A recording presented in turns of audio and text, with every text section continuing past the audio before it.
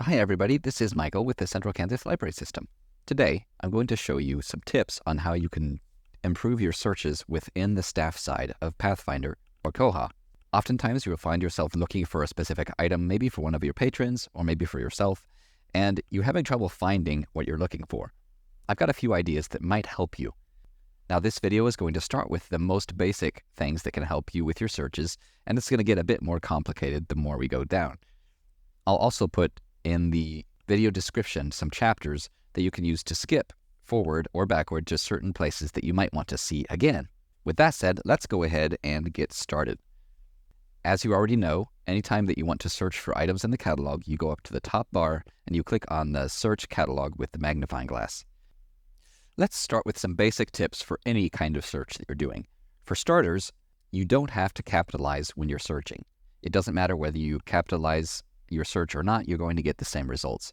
So even if you're searching for the name of a person or the title of a book, you can search for David Copperfield, all lowercase. And we've got 49 results. We can see it did get the items that we're looking for. If I add capitalization, our results are exactly the same. So that can save you time when you're typing.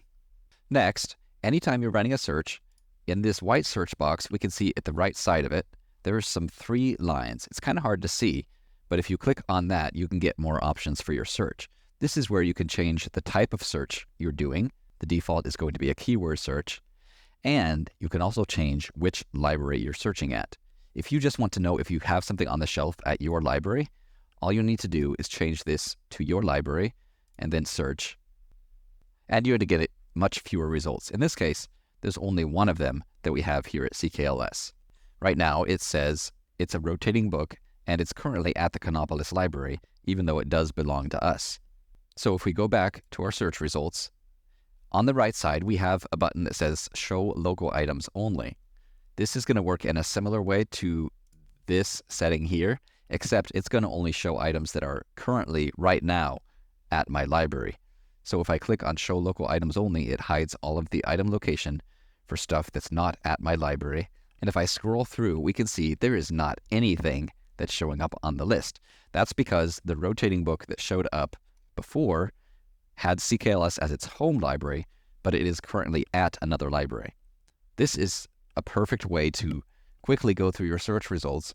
If you're trying to find an item for your patron and they're standing right in front of you, you can see very quickly whether this item is something that can get off the shelf in your library or not.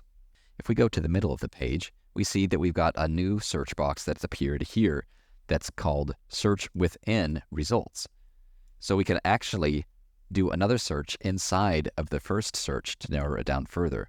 Let's say I want to look for the DVD version of David Copperfield.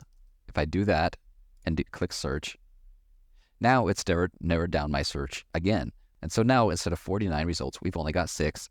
And if we scroll through them, we can see all of them are DVDs. Let's go back to the original search again. And on the left side of the page, we have something that we call search facets. These are just other ways that you can use to limit and narrow down your search.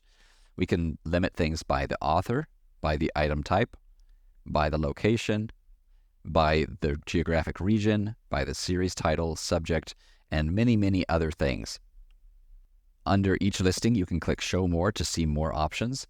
And then next to each entry, we have a small number, and that tells us how many results from our search will actually appear if we click on this author. For example, if we click on Mary Louise White Alswell, we see we only get 2 results. And you can combine your main search, your sub-searches, and your facets to really narrow down what you're looking for. Now, let's talk more about the different types of searches that you can run. By default, you're going to be running a keyword search anytime that you just type words in here. That means it's looking for those individual words that you type in and any combination anywhere in the library's record. Usually, that's the fastest way to find things, but it doesn't always work the way you intend it to. For example, if I put in a title that I'm looking for, funny story, and I do a search, this is a keyword search, you can see I got a lot of results, 561, And right now it's searching for funny story anywhere within the record. So right here we've got one where it says funny story in the title, which is great. Here we've got funny and story in the title, but they're not together. Funny and story in the title. And that's kind of what we see for a lot of these first results. But let's say what I'm actually looking for is this book right here that has the title that is exactly funny story. That's number 14 on our list. So we have to go down a long ways to find it. So in this case, a keyword search might not be the best option. Let's go back to the top. And instead of just typing funny story, I'm going to add one word of the author's name. Now we have funny story Henry. If I do a search for that, suddenly it does come up because it's looking for all three of those words anywhere within the record. If you're having trouble finding something that you think probably is in the catalog, this is my favorite way to find it. You type in a couple of words from the title and one or two words from the author's name, and usually that will get you exactly what you're looking for. And it doesn't have to be the full title or the full author's name. So for example, if I'm looking for Harry Potter and the Prisoner of Azkaban by J.K. Rowling, that's a lot to type in. But I just need a few keywords. Harry Potter, Prisoner, Rowling. And there we go. These are the results that I'm looking for. We got the full title and the full name, even though I only searched for part of it. As you practice this, you'll start to learn which types of words you might be able to pull out from the title and from the author in order to get exactly the search results you're looking for. Something else to remember with keyword searches is you don't have to keep it in order. So for example, instead of Harry Potter, Prisoner, Rowling, I could put in Rowling, Potter, Prisoner, Harry. And guess what? I got exactly the same results. So you can see the keyword search is really forgiving. You don't have to capitalize. You don't have to put things in a specific order. You just throw in a few words that you know are going to be on the record somewhere, and you can get great results that way. However, we can always customize things to do a different type of search. If we decide we're tired of the keyword search and we want to try something different, we can click here and we've got a whole bunch of different types of searches we can run. We've got keyword as phrase, we've got author, and lots of different author options under author, title, subject, and so on. You see a lot of options here that say as phrase.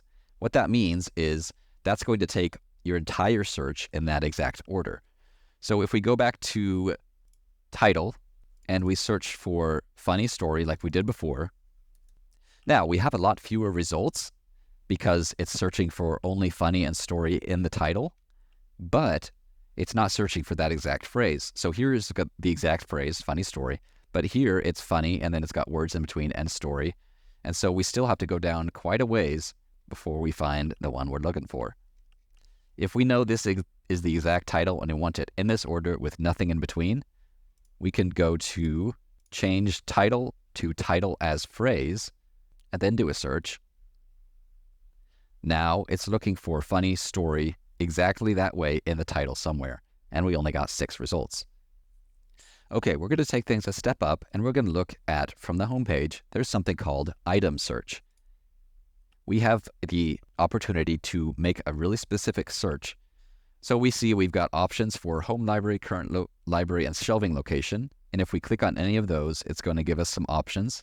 And anytime you select one, it adds it to the list of things to search for. So right now, I'm searching for anything that's home library is either at the Cawker City Public Library or the Cortland Community Library. We can also change is to is not. So let's say we want to search for something that is specifically not at either of those libraries, then we can do it that way. We can do the same thing for item type, which is where this can get really handy. Let's say we want to search for things that are specifically of a video item type. So we can add Blu-ray, Blu-ray DVD combo pack, Blu-ray DVD 1 disc. And then if we scroll down, we can add DVD, DVD series, and so on. We can add any of those limiters to make our search a bit more narrow. We can add a search for a specific barcode, and then we can even search for within a specific call number with a specific checkout count that is greater than, less than, equal to, or not equal to a certain number, and we can look for things with a specific checkout date. This one looks really confusing at first, but if you play around with it, you can start to see how you might use it for some of your searches that you normally use that can take a long time to narrow down. Okay, let's take things a little bit deeper. And now, instead of looking at the item search, we're going to look at the advanced search. Here, you can search for multiple different things. So we've got 3 different ways we could search. We can look for a keyword. Let's say we want the keyword cat, and we have a keyword dog, and we have a keyword pet. We can search for all 3 of those, and it's going to look for those keywords all together. And that's no different than if we were to go up to the search box and we were to type cat, dog, pet. But there's ways to really customize this. Let's say we want the keyword cat, so we want cat anywhere in the record, but we want dog somewhere in the title, and we want pet somewhere in the subject.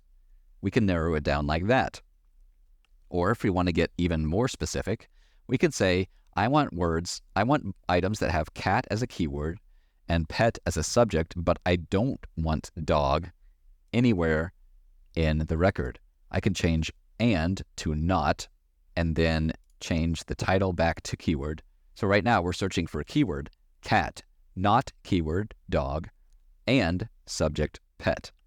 Below that, we can limit by specific collections, specific shelving locations, and specific item types. And then below that, we can choose in a specific year. If we want a range, we can put that in, say 2020 to 2024. We can limit it by language of translation or language of original. And we can choose to show only items that are available, and from specific libraries, all libraries, and so on. We could even choose how we want it sorted. Let's say we want it to show the most popular items at the top rather than what the search thinks is the best item based on what we put in. This advanced search is very powerful, but it can also be very complicated. It's something that you can dive into if you really want to get nitty-gritty. The last thing that I'm going to show you is using specific keywords and characters to do special searches directly from the search box. If any of you use operators in Google searches, you kind of are familiar with this idea. For starters, let's look at the phrase searches. Before, we looked for funny story and we just put it here in the keywords, and we were getting results that we didn't really want. We can change the setting to search for funny story as a phrase, but we can also put quotation marks around it and then do a search. And it does the exact same thing as searching for a phrase anywhere in the record. Let's say instead of this, we want the phrase Emily Henry. And now we get books that are only by Emily Henry. We don't get books with Emily somewhere in it. We don't get books with Henry somewhere in it. Only things that say exactly Emily Henry. So if you've got a specific phrase that you know exactly what you want, you can use the quotation marks around it. And you can also add things outside of the quotation marks. So if I put Emily Henry in quotation and then funny, we get funny story by Emily Henry. Remember how we looked at adding not in the advanced search? You can also do that here.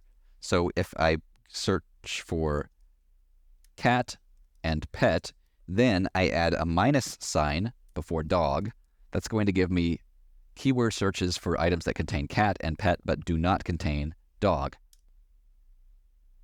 And if we searched for all of these items, there shouldn't be any records that show up that have the word dog anywhere in them. Next, if you're not sure how something is spelled, you can actually add a tilde to the end of the word, and it will do what's called a fuzzy search. Let's say I'm searching for something that's got weird in the title, but I'm not sure how to spell weird. I could just type in W-I-E-R-D, and if I search for that, it only gets me 7 results because it's only getting things with weird misspelled. Instead, if I add a tilde, which is in the upper left corner of your keyboard, to the end of that, now I get 1100 results, and it is searching for weird the way it's supposed to be spelled. It's also searching for wired because that's close. So this is called a fuzzy search, and it can help you when you're not sure how something's spelled. Next, we have something called wildcard searches. These may not be quite as useful depending on what you're looking for, but they can be really handy in specific situations, and it's kind of fun to play around with. If I want to do a wildcard search, I can search for C?AT. And what that does is it searches for any keywords that have C, some other letter, and then AT. So the question mark is basically standing in for one letter in the word.